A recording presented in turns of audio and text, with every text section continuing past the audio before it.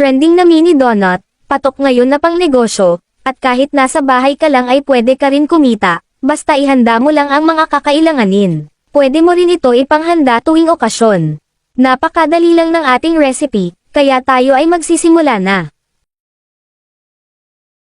Para sa ating donut mixture ay gagamit lang tayo dito ng pancake mix, ito ay 480 grams, at kung gagawin mo itong negosyo ay pwede mo ito doblehin or triplehin ang mga sangkap na ginamit ko. Sa isang mixing bowl, ilagay ang pancake mix, isang itlog at tubig, tansya-tansya lang sa paglagay ng tubig hanggang sa makuha natin ang tamang consistency ng ating donut mixture. Dapat ganito ang texture ng ating donut mixture, kapag okay na ay ilagay ito sa bottle squeezer para mapadali ang paglalagay ng mixture sa donut maker mamaya, at pagkatapos ay pauiran ang donut maker ng kaunting mantika at painitin muna natin ito ng 30 seconds to 1 minute. Kapag uminit na, pwede na ito lagyan ng mixture. Itong nabili ko ay sakto ang sukat sa mini donut. Tatakpan ito at lutuin ng 3 minuto. After 3 minutes ay luto na ito, kahit hindi baliktarin ay luto na ang ibabaw nito. Uulitin lang natin ang proseso nito hanggang sa matapos.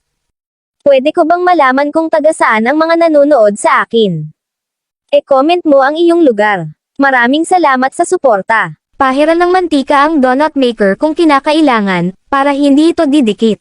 At sa pagluto naman nito ay mabilis lang ito uminit. Kapag luto na ang donut for 3 minutes ay i-off muna natin ito para sa pagtanggal nito at paglagay ng another mixture. Kapag nalagyan na lahat ay takpan at i-on ulit ang donut maker. At dito naman tayo sa chocolate sauce na pang toppings natin sa ating mini donut. Sa kawali ilagay lahat ng mga sangkap, simula sa pag-sift ng kalahati cup cocoa powder, 2 tablespoon flour, pinch of salt, 3/4 cup sugar and 1 cup evaporated milk. Take note, naka-off pa yung apoy dito dahil hahaluin natin ito hanggang sa matunaw ang asukal at walang lump sa ating mixture.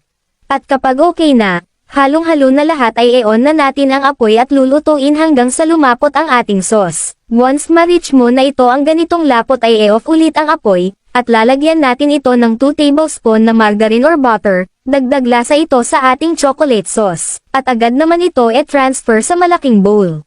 I-coat ang mga nalutong mini donut sa chocolate sauce, at kung gusto mo naman ng messy donut ay i-arrange mo lang ang mga mini donut sa lalagyanan at ang chocolate sauce naman ay ilagay ito sa piping bag, at i-drizzle mo lang ito, ganun lang kasimple. At syempre hindi mawawala ang ating mga toppings, any toppings of your choice ay pupwede, sprinkles lang ang ginamit ko dito, pwede rin ang maliliit na marshmallow, powdered milk, powdered sugar, desiccated coconut, crushed peanuts, melted chocolate, crushed grahams, Milo, crushed Oreo at marami pang iba. Basta maging creative ka lang sa pag-toppings nito, yung tipong kaakit-akit sa paningin ng mga customers, basta matyaga ka lang sa paggawa nito ay tiyak kikita ka nito. After malagyan lahat ng toppings ay ilagay ito sa ref para sa mas magandang outcome ng ating mini donut recipe.